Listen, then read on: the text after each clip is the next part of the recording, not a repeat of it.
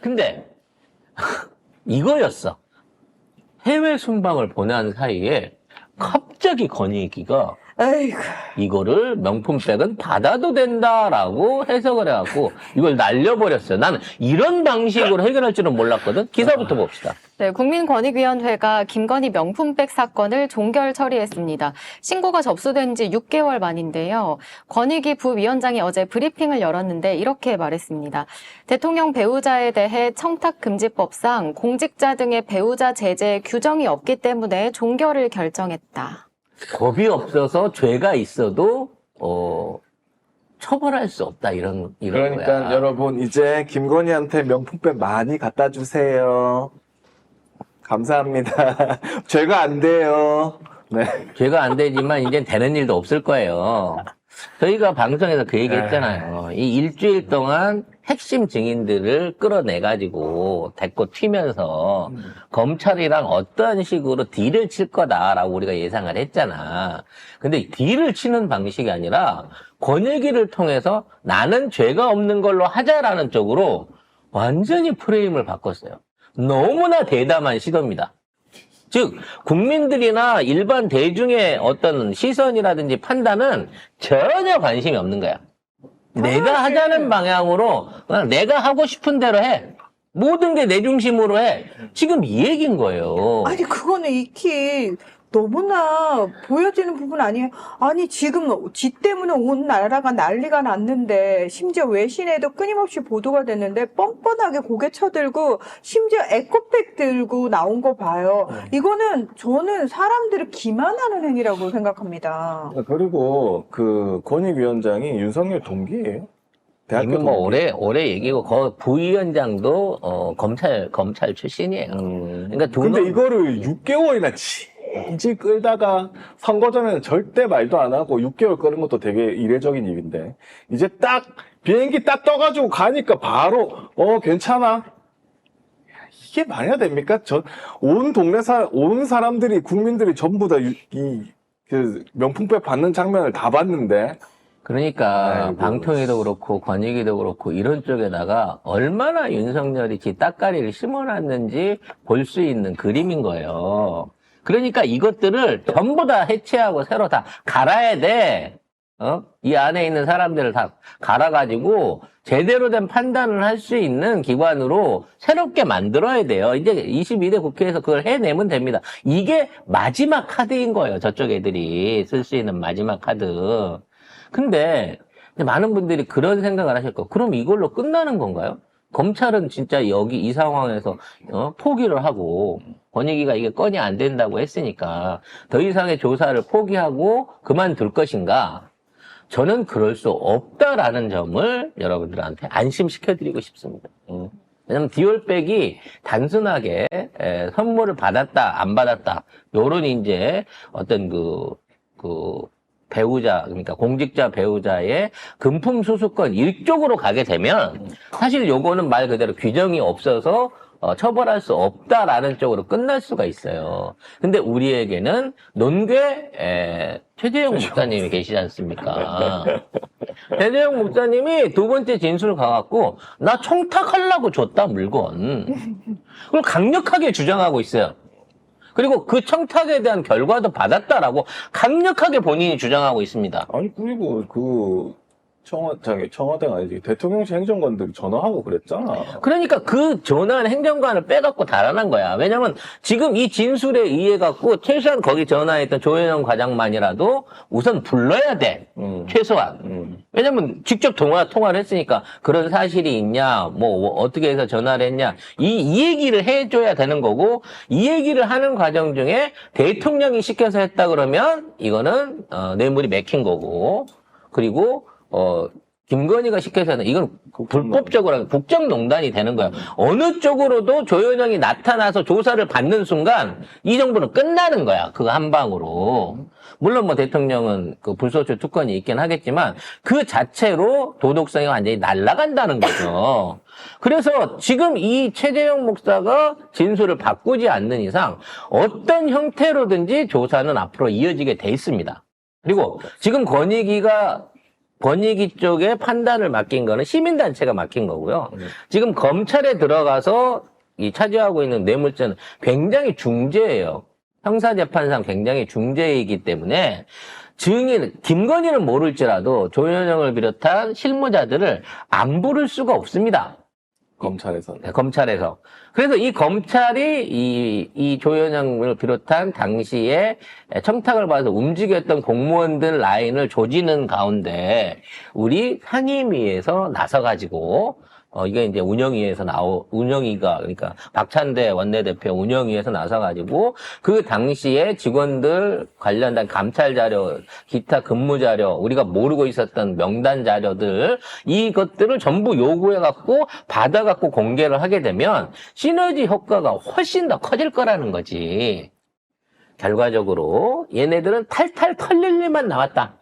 지금은 맘 편하게 해외 여행하면서 야 돌아가면 모든 게 다 정리돼 있을 거야 라고 생각하고 있겠지만 지금 여기서는 오히려 발이 계속 꼬이고 있다라는 점을 알아야 된다는 겁니다. 그러니까 지금 우리가 분노하고 화가 나지만 그것 때문에 김건희가 그물망을 벗어났다. 검찰 수사를 벗어났다. 이거 못 벗어. 이거는 아니라는 거죠. 그래서 거기에 대한 어떤 그 증표를 볼 수 있는 게 아예 귀국하는 데서 조현영을 낚아챌 수도 있고요. 아니면 귀국하자마자 바로 조현영을 비롯한 당시 대통령실 담당자들에 대한 검찰 소환이 따라줘야 됩니다. 네, 이거를 안 하고 그냥 넘어간다. 그러면 국회에서 가만히 놔두면 안 되는 거죠.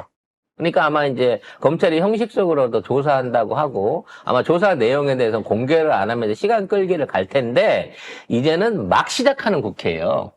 그리고 뭔가 성과를 내야 되고 국민들이 주목을 해서 보고 있습니다. 이게 국회도 처음에 시작할 때 한 1, 2년 지나고 나면 또 국정감사 국감조사 한다 그래도 별로 관심이 없거든. 근데 이번에는 관심들이 크단 말이지. 요렇게 주목받고 있을 때 큰 건들을 빵빵 터쳐주게 되면 언론이 아무리 무시를 하려고 해도 무시를 할 수 없는 상황이 될 것이고요. 그나마 다행스럽게 MBC가 정신을 차리고 우리 쪽, 민주진영 쪽 그리고 윤석열을 타도하기 위한 각종 제보들을 쏟아내고 있고 그동안 일방적으로 성렬이를 빨던 언론들도 JTBC를 비롯해서 뭔가 자기 살 길을 찾기 위해서 윤석열 내지는 김건희, 한동훈의 뒤를 파고 있는 정황들이 계속 나오고 있기 때문에 어느 순간에 임계점을 넘어가게 되면 이 세 사람이 한꺼번에 도루로록 딸려서 넘어가는 상황이 생길 걸로 보입니다. 아니, 근데 지금 중앙일보를 보면은 김건희 명품백 이게 종결을 했을 때 권익위가 윤석열 불소추 특권도 따져봤대요. 그러니까 뭐냐면 이게 법으로 보면 그 권익위 말대로 배우자 처벌 권한은 없어. 근데 이 배우자가 이걸 받았다고 인지했을 때는 윤석열이 신고를 해야 됩니다. 근데 이거를 했는지 안 했는지 조사도 안 했어. 성렬이가 몰랐지. 성렬이 몰랐다 그러면 되는 거야. 유튜브에 온갖 사람들 다 알고 있는데 그건 이제 안 거지만 그러니까 어쨌든 그 당시에는 몰랐다는 거지. 그 당시에 몰라도 지금 알았는지 아니, 그래서 신고를 했는지. 그래서 중요한 거야. 그 물건을 신고를 한 게 아니라 기록물로 넘겼잖아. 대통령 기록물로 넘겼기 때문에 그건 2단계에서 이미 선물이 아닌 거예요. 기록물로 끝난 거예요. 문제는 원본이 없지, 그 진품이 없지, 그러니까 그걸 못 찾고 있지. 어디 있는지 모르잖아. 그러니까. 그것도 찾아야 따라서 이거를 불소추 특권을 피하기 위해서는 나는 그 물건이 이미 물건을 받은지 당시에는 몰랐지만 이 대통령 기록물로 내가 신고해서 올렸다라고 주장을 해야 된다는 거지. 아니 그런 신고가 아니라니까. 아니 그게 아니라 받은 건 알아. 받은 건 알아서 신고를 해야 되는데 이거를 공직기강 공직자 윤리처에다가 하는 게 아니라 난 이게 선물이 아니라 대통령 기록물로 받은 거기 때문에 그 당시에 기록물로 올렸다라고 하면 이게 신고가 되는 거예요. 결과적으로는 그렇게 빠져나가려고 대통령 기록물을 끌고 온 거야. 문제는 그 물건이 없다니까. 아직까지도 그 물건을 못 찾고 있어요. 그 백을. 창고에 보관하고 있다며. 그 그러니까 창고가 너무 창고도 없어. 궁금하다, 그 장모도 창고에. 없고. 그러니까 지금 이거를 사실로 만들기 위해서는 이 헐리우드 FX 특수효과 팀을 갖고 와야 되는 거야. 그래서 완벽한 위조부터 시작해갖고 에휴. 이 창고를 짓고 거기에 물건들을 진열을 해야 되는 거예요. 제일 중요한 거. 원조 물건을 갖다가 똑같이 구에 만들어내야 똑같이 돼요? 만들어내든가 아니면 가품을 갖다 놓고 최 목사가 가품을 줬다라고 우기는 수밖에 없을 거라는 거죠. 결론적으로는 시간의 문제지. 결국 최 목사님이 끝까지 나는 이거 뇌물이었어. 그리고 난 성공한 뇌물이야. 나 처벌해. 대신에 뇌물 받고 일해준 놈도 처벌해라는 논계의 투쟁을 굽히지 않는 이상 결론적으로는 이 사건은 안 끝난다. 그리고 이 사건이 끝날 때쯤 되면 진짜 최 목사님은 공익제보자의 입장으로서 오히려 지금에 있는 어떤 그 고난이나 이런 것들이 공익제보로 평가받게 될 것이다라고 볼 수 있을 것 같아요. 그리고 이 건의기도 문제가 많습니다. JTBC 단독 보도를 보면은 내부 의견이 어떻게 갈렸는지 단독 보도를 하고 있습니다. 네, 권익위원이 15명인데요. 이 중 종결은 9표, 수사기관으로의 이첩은 3표, 송부 3표가 나왔습니다.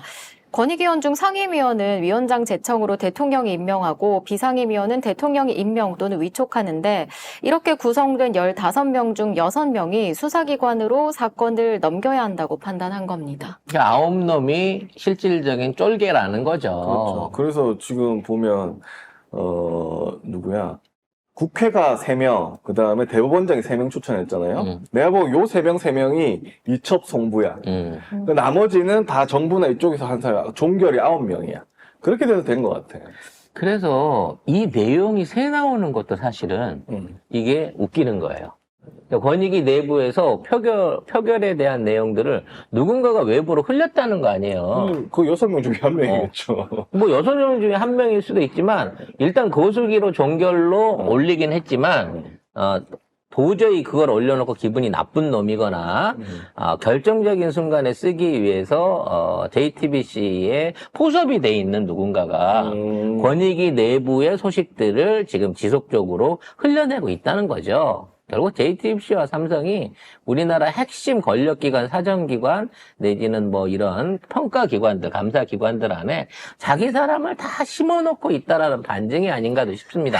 삼성은 알고 있다. 삼성은 알고 있는 거죠. 아니, 삼성공화국이라는 말이 괜히 나오겠어요? 그럼 국회의원 뭐 4분의 1에서 3분의 1이 삼성 장학생이다라고 하는 주장이 있지 않았겠습니까? 아유, 삼성 돈 안 받은 사람들 있는 쪽을 찾아봐요. 한 군데도 없을걸. 그래서 그 삼성 장학생과 김앤장 장학생들이 지금 사실상 권력기관과 의회를 상당수 장악하고 있다라는 거는 사실인 것 같아요. 그래서 이제 거기에 대항하기 위해서 신천지가 수많은 사람들을 이제 투입시키고 있는 거 아니겠습니까? 잠입시키고. 네. 자, 이런 과정에 김건희 논문에 대해서 어떻게 하고 있어요라고 기자가 취재를 간다 봅니다. 네. 오마이뉴스 기자가 숙명여대에 가서 학생들과 교수, 직원들에게 김건희 논문 심사 지원 문제랑 21대 총장 선거에 대한 의견을 물었는데요. 그러던 중 갑자기 숙명여대 총무팀 관계자가 보안팀 직원과 커뮤니케이션 관계자와 함께 기자 출입을 막아섰습니다. 외부인은 출입이 전면 금지돼 있고 용건을 얘기해야 출입이 가능한데 학교에 여장을 하거나 마약을 하고 온 남자들이 화장실에 숨어든 전례가 있기 때문에 막아선 거라고 합니다. 뭐야, 기자증 보여주고 명함도 주고 했는데 뭔 소리를 하는 거예요 도대체. 나 진짜 아니, 근데 이게 숙명여대이기 때문에 남자는 들어가면 안 되는 거예요? 말이 교수는 남자를 하면 안 되는 거 아닌가요? 숙명여대는? 말이 되는 소리를 했죠. 아니 근데 이상하다. 이대에도 남자애들 들어가네. 아니, 저도 들어가요. 옛날에 이대 무용과 다닌다고 많이 다녔었거든요. 친천 이쪽에. 누가요? 아니, 그러니까 누가 물으면 어디 대학 다니냐고 그러면 나 이대 무용과 다닌다 그랬거든. 아니 근데 이제 이 관계 뭐냐면 이 오마이뉴스 기자 관계 뭐냐면 지금 숙명여대가 김건희 표절 논란 석사 논문을 2년 4개월째 지금 결론을 못 내리고 있어요. 근데 총장 선거를 하고 있어. 근데 장윤금 총장이 재선에 도전을 하고 있어. 거기 가가지고 이게 다른 사람도 있을 거 아니에요. 이게 투표를 뭐 학생들도 하고 교수들도 하고 교직원들도 하고 다 하는데 여기 와가지고 이런 거 저런 거 물어보는 거예요. 이런 거에 대해서 어떻게 생각하냐 물어보는데 여기 와가지고 김건희 얘기하지 말라고 내보냈다는 거야. 특히나 교수가 82% 가까이 투표권을 갖고 있는 상황에서 장윤금 같은 사람을 다시 재선을 시킨다라고 하는 거는 이 교수들까지도 숙명여대는 이미 다 저쪽에 포섭됐다고 봐야 되는 거예요. 그러니까 만약 이제 장윤금 총장이 재선이 되면 그런 거죠. 근데 비싼 마약을 먹고 왜 화장실을 숨어 들어갈까요? 어렵게 여대까지 들어가가지고. 아직 뭔 얘기야. 아니, 마약을 먹고 화장실에 숨어온 얘들이 많았대잖아요. 그런 전례가 있었기 때문에 기자한테 나가라고 하는 거를 어. 말이 됩니까 그게? 그러면 화장실을 아니 근데 그렇게 기자가 여장을 털었던- 한 게 아니고 마약을 한 게 아니잖아요. 그러니까 저는 기자인데요. 마약도 하지 않았고 여장도 하지 않았습니다. 명함도 줬는데. 그러니까 도대체 어디에 해당이 되는 거죠? 그래서 그 커뮤니케이션 팀장이 기자한테 혹시 김 여사 논문 취재 중이시냐 하더니 이번 총장 선거는 그 논문과 별개 사안인데 논문과 선거에 대해서 묻는 취재를 하면 구성원들이 불편해할 수 있다 라고 하면서 내보냈다. 아니, 그 구성원이 총장 후보야 아니면 뽑는 교수들이야. 아니면 학생이야. 어? 누구야? 아니, 니들은 이런 짓거리를 저질러 놓고 국민들한테 지탄을 받고 있으면서도 이 점에 대한 반성이라든지 개선이라든지 최소한 입장 표명도 안 하겠다는 거야? 그리고 다시 장윤금을 뽑아가지고 또 논문을 2년 넘도록 또 끌고 가겠다는 거야? 심사를 안 하고? 어쩌겠다는 거예요? 의도를 알 수 없는 집단입니다, 쪽팔리는 줄 숙대는. 알아야지. 그러면은 다음번에 여자 기자가 들어가야겠네. 그쵸? 어쨌든 김건희 질문을 못하게 하는 거 아니에요? 왜? 그럼 김건희 질문을 빼. 그러면. 대통령 영부인과 관련된 이야기를 해야지. 그치? 논문에 대해서 어떻게 생각하냐. 아이고. 아니면 하여튼- 영부인의 학력 위조나 경력 위조에 대해서 어떻게 생각하고 논문 조작 표절 논란에 대해서 어떻게 생각하냐고. 근데 국민대가 논문 관련해가지고 숙대밭이 됐잖아요. 그런데 반해서 숙대는 별로 그렇게 타격감이 없나 봐요. 국민대도 똑같은 상황에 처해가지고 지금 국민대 숙대 국민대는 뭐 사실 뭐 끝났지. 논문 때문에 난리가 났지만 뭐 서울대는 고대는 연대는 서강대는 아유 그렇게 따지면은 제대로 된 대학이 뭐 한 군데라도 있어요? 막말로? 지금 상황이 그러네요. 음. 이른바 대학들이 무슨 뭐 지성을 위한 뭐 연구를 위한 아니면 국가적인 어떤 사명을 위한 이런 교육기관으로서 연구기관으로서 역할을 하는 게 아니라 다 동문들 끌어모아갖고 기득권이 돼가지고 그럼. 정치질이나 하려고 하고 뭔 의미가 있어. 에이. 정작 진짜 나라 먹여 살리기 위해서 연구 논문 쓰고 하는 카이스트나 뭐 이런 이공계 대학들은 이제 학생들 심지어 과학고에 있는 학생들까지 다 그만두고 의사한다고 전과해서 다른 데로 간대잖아요. 이걸 2년 만에 이렇게 나라를 망가뜨릴 수가 있네요.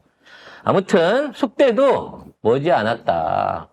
이렇게 손절 안 치고 가게 되면 숙대라고 하는 그동안 쌓아왔던 이른바 뭐 2대 숙대 하면 그래도 대한민국 여대 안에는 명문으로 뽑히던 대학인 건데 그동안 쌓아왔던 유명들이 전부 다 추락하게 된다. 이거를 동문들이 나서서 막아야 돼요. 교수들이나 학장들하는 정치지라는 이른바 돈 받는 월급쟁이들 아니에요. 걔네들한테 숙대라고 하는 숙대 동문에 대한 숙대 가족에 대한 모든 운명을 이렇게 좌지우지하게 놔둬서는 안 된다는 생각이 듭니다.